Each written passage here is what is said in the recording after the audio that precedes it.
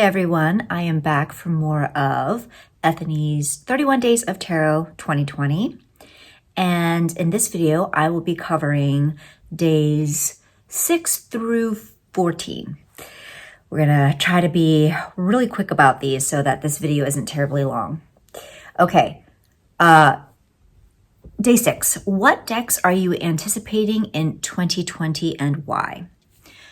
I pre-ordered the Ellis deck last month, and I will be receiving that deck hopefully in the next couple months.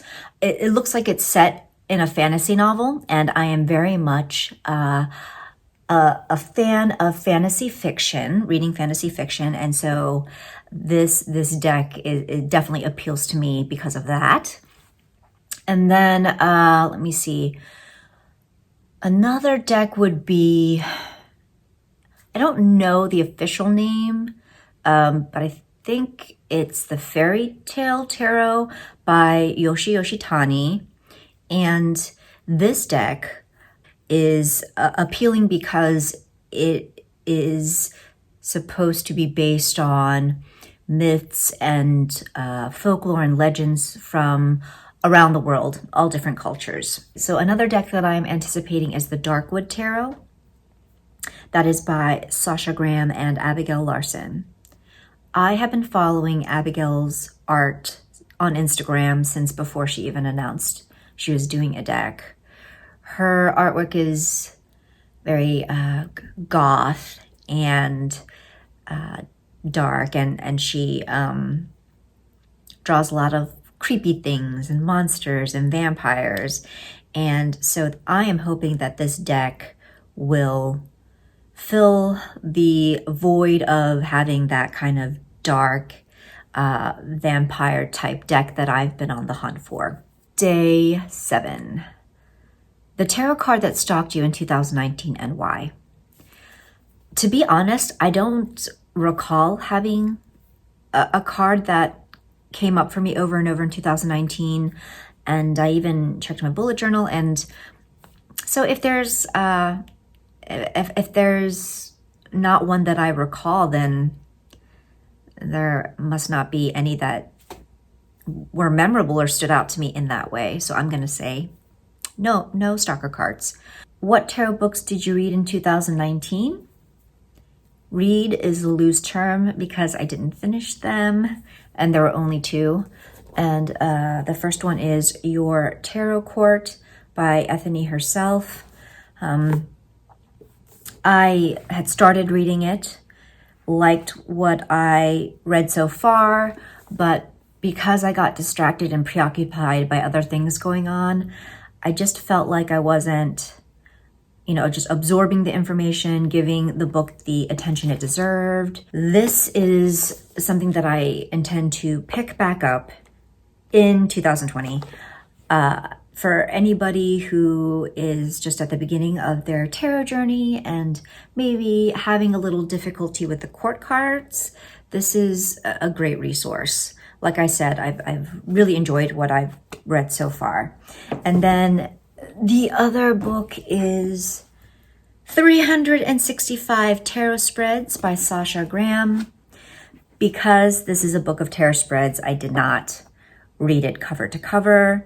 I did do several spreads in 2019 and plan to do more spreads from this book this year. And once again, I've really enjoyed this book so far. Day 9. What was a memorable reading in 2019?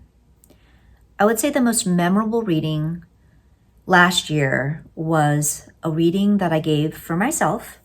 And I actually used a pet spread from the 365 Tarot Cards book.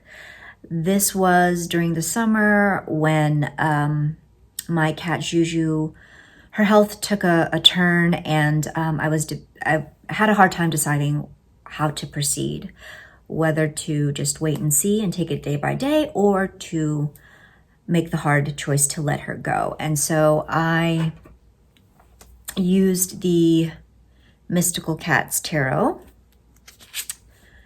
for obvious reasons, and I won't go into particulars about the reading, but it was memorable in that it really validated my intuition, and it backed up the decision to let her go. Day 10. Share some of your tarot decks that have been long lost in your collection that you want to reconnect with. Well, I wouldn't say long lost. My collection is manageable enough that I know and remember all the decks that I have. But of course, there are a few decks that I haven't worked with in a hot minute. And one of those is the Llewellyn Tarot. As you can see, I have modified this deck. But this is the first deck that I used to really learn the tarot. And this is the first deck that I really connected with. And so I used it a lot in the very beginning. And then you know what happens once you start purchasing more decks, then you kind of put the ones already in your collection on the back burner and don't give them any attention. So this is a deck that I definitely will work with this year. And then another deck is my Crystal Unicorn Tarot.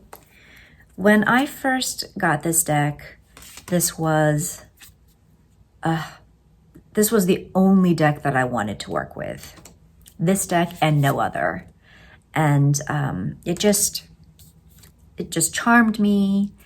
I became enamored with it. It appealed to my unicorn soul.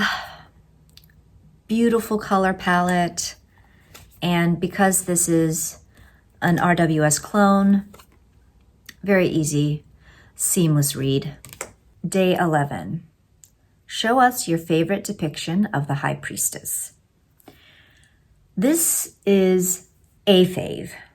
It's hard for me to choose the favorite. But this one's up there. This one is definitely up there. And that is the High Priestess from the Steampunk Tarot. And the reason that I chose this one is that I love that she's using tarot cards. I love that she has a crystal ball. Her outfit is badass. And I especially love that she has a smile on her face. And it's like she's inviting you to join her. I think that, when I think of the High Priestess, oftentimes I think, the kind of enigmatic and mysterious vibe. But this High Priestess, she has this kind of twinkle in her eye, a very mischievous expression. And so, I just love her. Day 12, the divination tool outside tarot that you used the most in 2019. That would be the Lenormand. It was an intention of mine last year to learn more about the Lenormand, practice the Lenormand more. And so I read a good chunk of this book, the Complete Lenormand Oracle Handbook, a fantastic resource. And then I didn't buy too many decks, but I will show you my favorite Lenormand of 2019. And that is my Sawyer's Path Lenormand tiles. I was very fortunate to be able to treat myself to these tiles last year as an early birthday gift. So it's so much fun to work with these. Day 13, where would you like to be with your tarot practice in 10 years' time? Oh geez, I honestly don't know. I guess I would like to still be practicing just in itself. I would like to think that tarot is a practice that will stay with me. Some people, tarot just over time maybe doesn't resonate with them and it's something that they put away.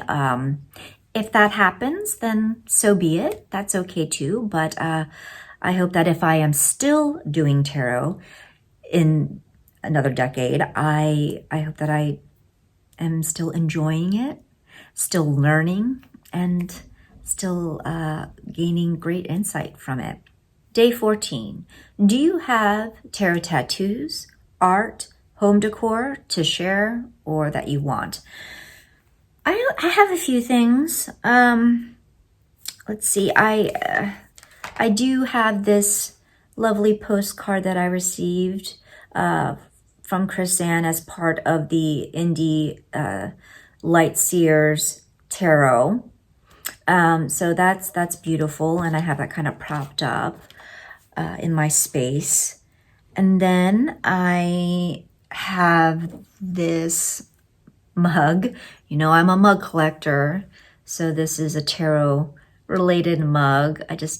I am a fan of the, you know, big head, big eye girl art. And so you can see that she is a tarot reader, and she's got 3 cards.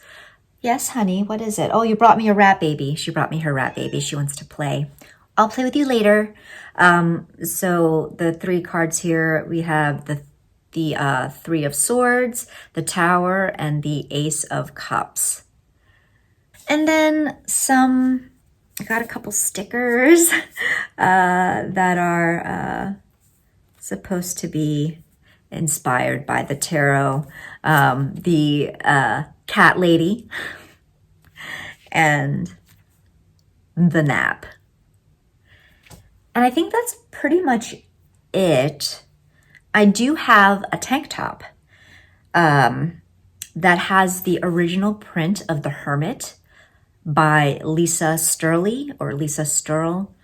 She's the illustrator of the Modern Witch Tarot, and the original Hermit print, I will try to put a picture up. That was before she even announced that she was doing a tarot deck. I don't have any tarot tattoos. I have thought about getting one, but I had also told myself I would not be getting any more tattoos. Not that I'm covered head to toe in them, but, you know, like anybody else, I am particular about where I place my ink. So I'm kind of running out of locations on my body where I would want a tattoo. And I'm not ruling it out. Hope you enjoyed this video. I will be back with more responses to this challenge, and I look forward to seeing your responses as well. So until then, take care.